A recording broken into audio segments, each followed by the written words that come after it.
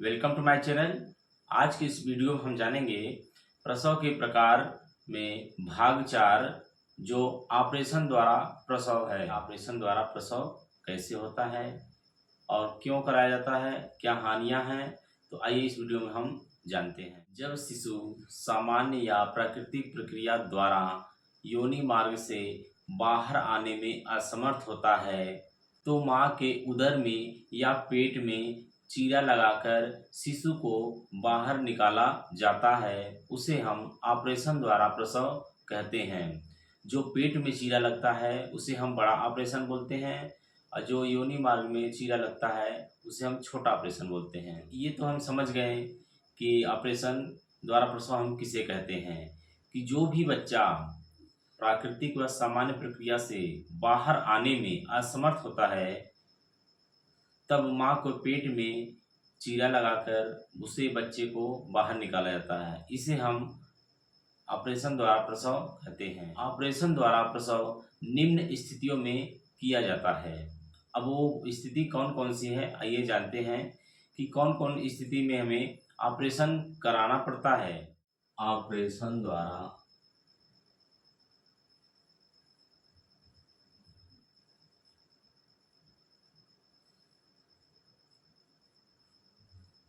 प्रसव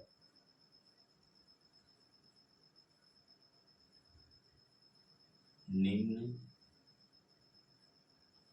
स्थितियों में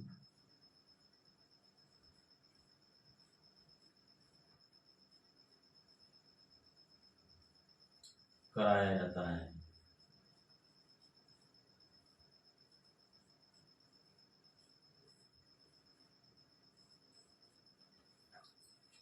पहला है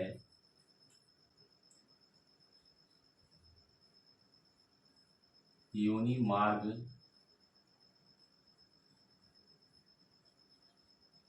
का संकरा होना।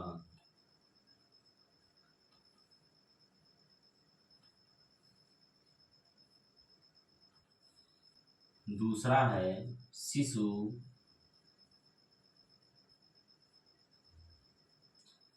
अनुपाति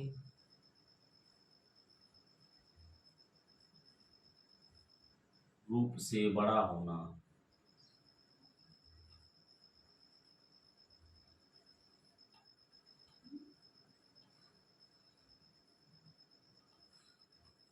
तीसरा है सामान्य प्रक्रिया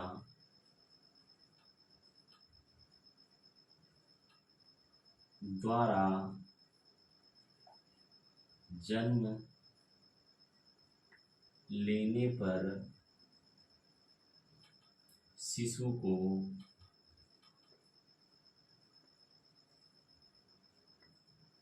जान का खतरा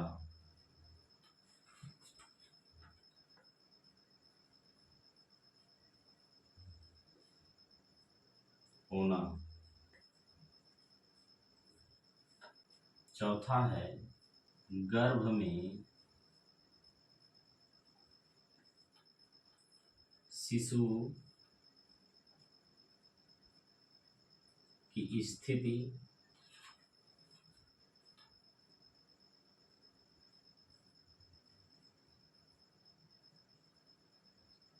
सामान्य न होना।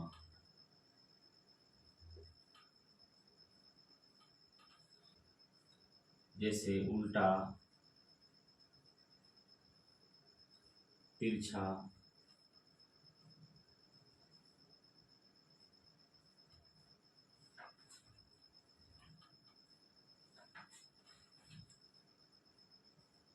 पांचवा है गर्भ में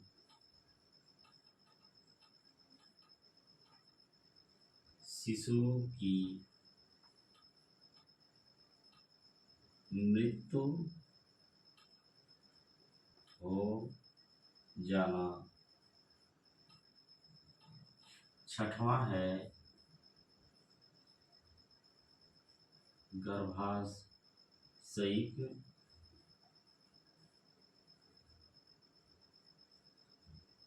संकुचन।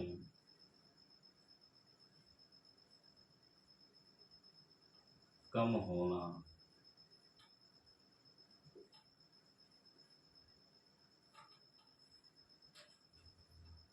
सातवां है कारणोंवश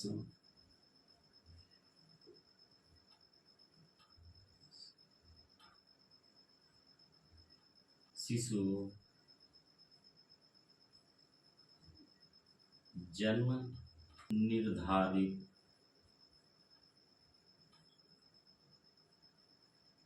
समय से पूर्व आवश्यक होना।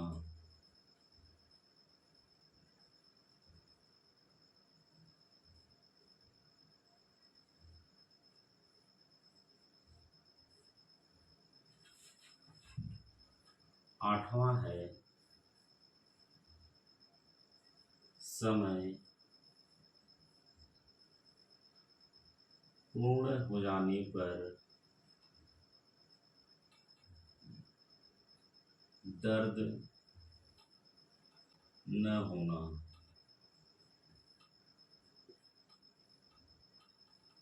नौवां है सामान्य प्रसव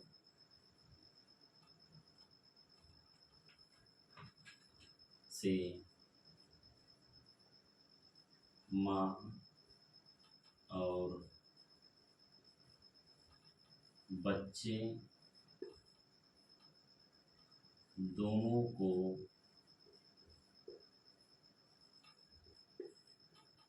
जान का खतरा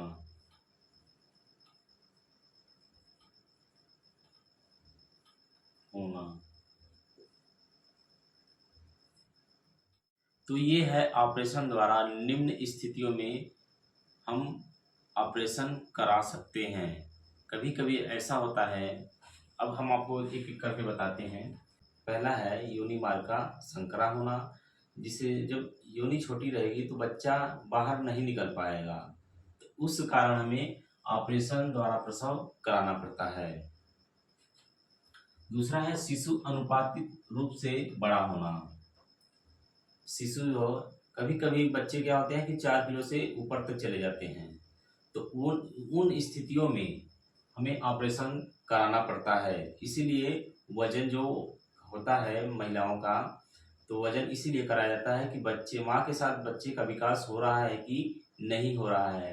तो कभी कभी क्या होता है कि अनुपातिक रूप से बच्चे का जो है बड़ा हो जाता है, तो बाहर नहीं निकल पाता है। जब यह छोटा रहेगा तो बच्चा बाहर नहीं निकल पाएगा, इसलिए ऑपरेशन हमें कराना पड़ता है। तीसरा है सामान्य प्रक्रिया द्वारा जन्म लेने पर शिशु को जान का खतरा होता है। अगर बच्चा सामान्य प्रक्रिया से प्रसव कराया जाता है तो बच्चे को जान का खतरा हो सकता है,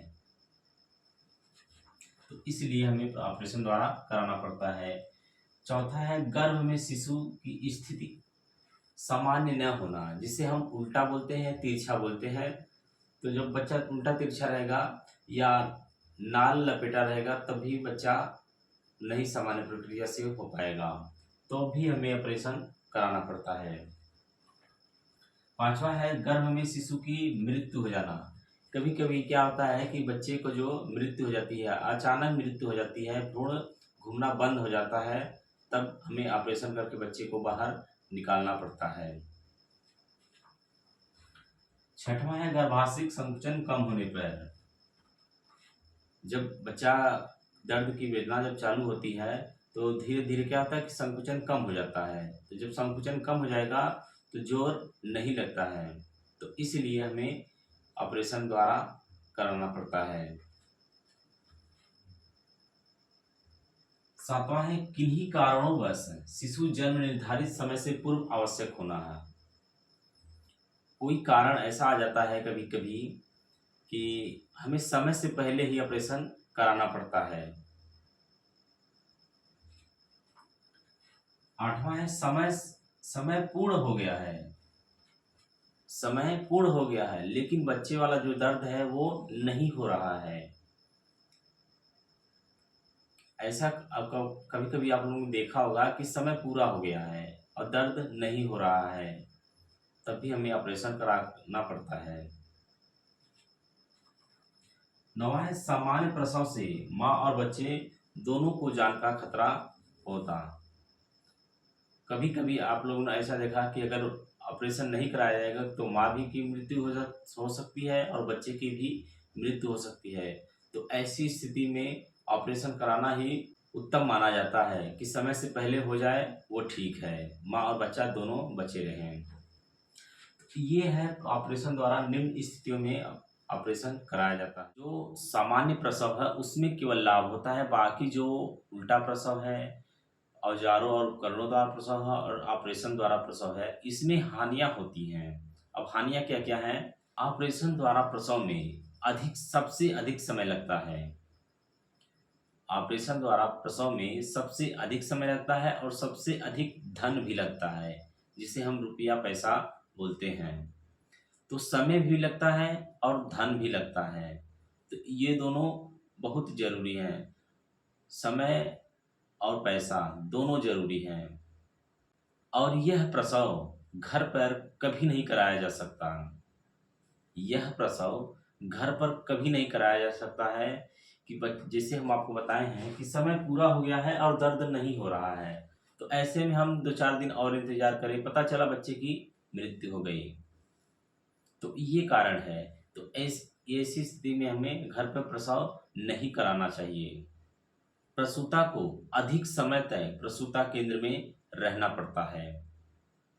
जब भी कोई ऑपरेशन होता है तो महिला को अधिक समय तक रहना पड़ता है, जिसे हम 1 सप्ताह बोल सकते हैं, रहना पड़ता है। और कभी कभी तो 15 दिन तक भी रहना पड़ सकता है। जब कोई जटिलताएं उत्पन्न हो जाती हैं, तब ऑपरेशन के बाद जटिलताएं जब उत्पन्न हो जाती हैं तब उसको अधिक समय तक रहना पड़ता है। शिशु जन्म के बाद प्रसूता को और नवजात शिशु को दोनों को अधिक देखभाल की जरूरत होती है। सबसे अधिक देखभाल प्रसूता को और नवजात शिशु को देखना पड़ता है। प्रसूता को ऑपरेशन के बाद सबसे अधिक आराम करने की आवश्यकता होती है। तो ये सब हैं हानियां। अस्वाभाविक प्रसव प्रक्रिया का शिशु पर प्रभाव। सामान्य प्रसव एक प्राकृतिक प्रक्रिया है। जो बालक प्रसव प्रक्रिया द्वारा जन्म नहीं लेते हैं, मतलब सामान्य प्रसव प्रक्रिया द्वारा जन्म नहीं लेते हैं और उनका जन्म अन्य किसी प्रसव प्रक्रिया द्वारा कराया जाता है, जैसे ऑपरेशन, ब्रीच या औजारों से होता है, उसे हम अस्वाभाविक प्रसव प्रक्रिया कहते हैं। वैज्ञानिकों के अनुसार अस्वाभाविक प्रसव प्रक्रिया के द्वारा बालक और बालिकाओं को मानसिक और शारीरिक विकास को हानि पहुंचाती है, जो बाद में विकास क्रम में शारीरिक व मानसिक विकास अवरुद्ध हो जाती है। तो ये है ऑपरेशन द्वारा प्रसव। आज के लिए इतना ही। कल फिर मिलते हैं नए वीडियो के साथ, तब तक के लिए नमस्कार।